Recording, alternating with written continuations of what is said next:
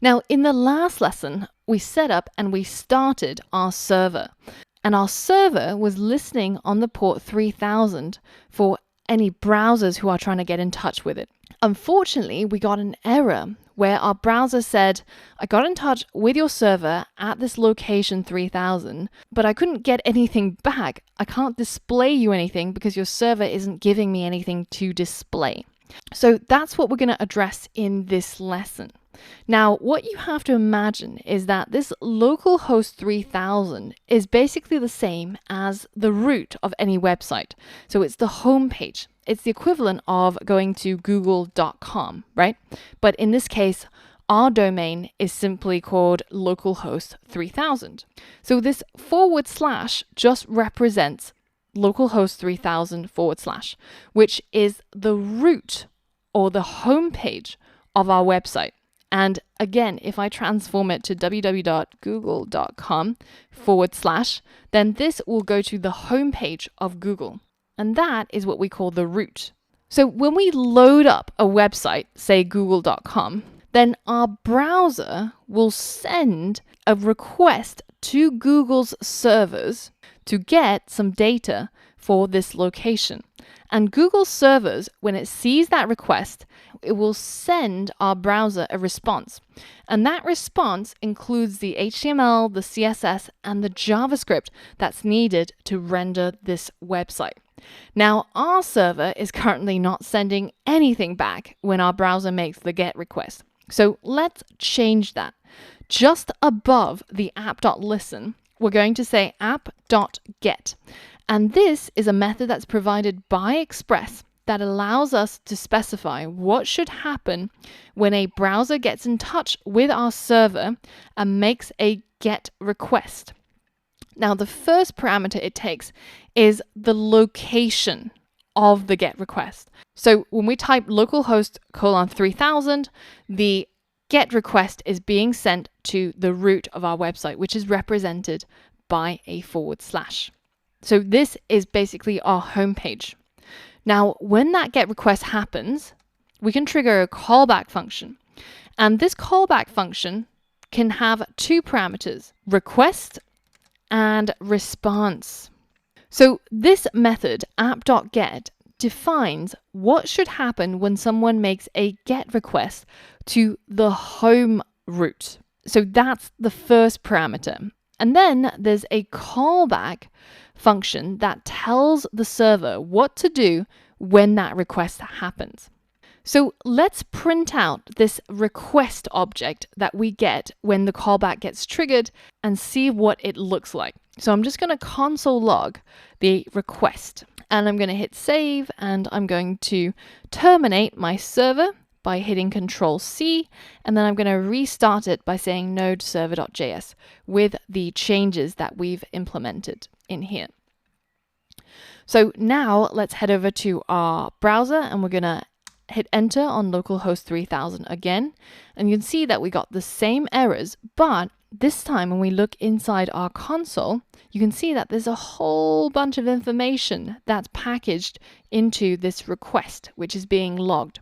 And this is all the information that's associated with the request that was made to our server.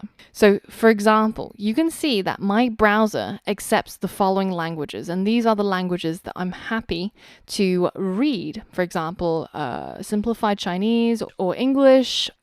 You can also see other things such as what was the URL that I accessed when I triggered this request. And it's got so much more information all about that request that was made to the server. Now, the second object here is the response. This is the response that our server can make when this request gets triggered at this home location. So currently, our server isn't responding with anything. And that's why we're getting this error over here. In fact, Chrome actually tells you that localhost didn't send any data. It's got an empty response. So let's change that. Let's actually give it a response. So we can tap into the response object and we can use the send method to send a response. And we're simply going to send back hello. And now if I go onto the command line, I quit the previous server session, I've saved the new code and I run my server again, this time when we head over to localhost 3000, you can see that we see the word hello in our browser. And that's because when we typed in localhost 3000, we specified a location of a server. So when we hit enter, the browser will go to that location and make a request to get some data back. And when that request gets made at that home location, then this callback gets triggered and we send the browser a response, which is just the plain text of hello. Now that gets sent back to our browser and it renders it on screen.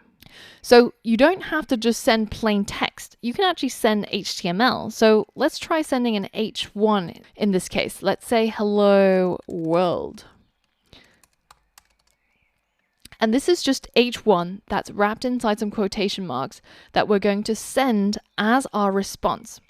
So now if I hit save, I quit my server again and run my server with the new code. And now we go to localhost 3000, we get the H1 being sent back with hello world. Now, in most cases, when people are working with Express and Node.js, you'll see these two parameters shortened.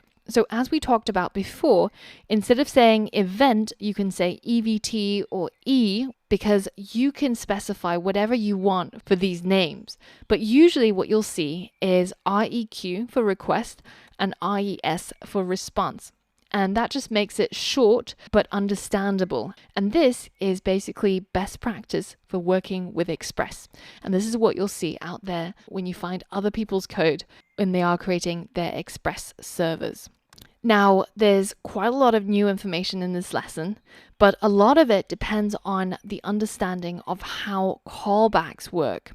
And so if this is at all confusing, then I recommend you to take a look back at our previous module where we talked about JavaScript callbacks and higher order functions. So I'll post a link to that in the resources of this lesson, just so that you can remind yourself of how we're able to provide an input into this callback function and how this input can get sent back to us when this callback is triggered.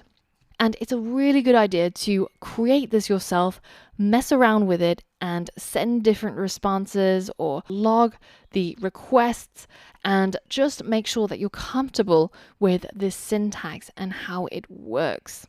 Now, in the next lesson, I'm going to show you how to create other routes other than just targeting the home page. So we can start creating a multi-page website really easily by adding more lines of code into our server. So for all of that and more, I'll see you on the next lesson.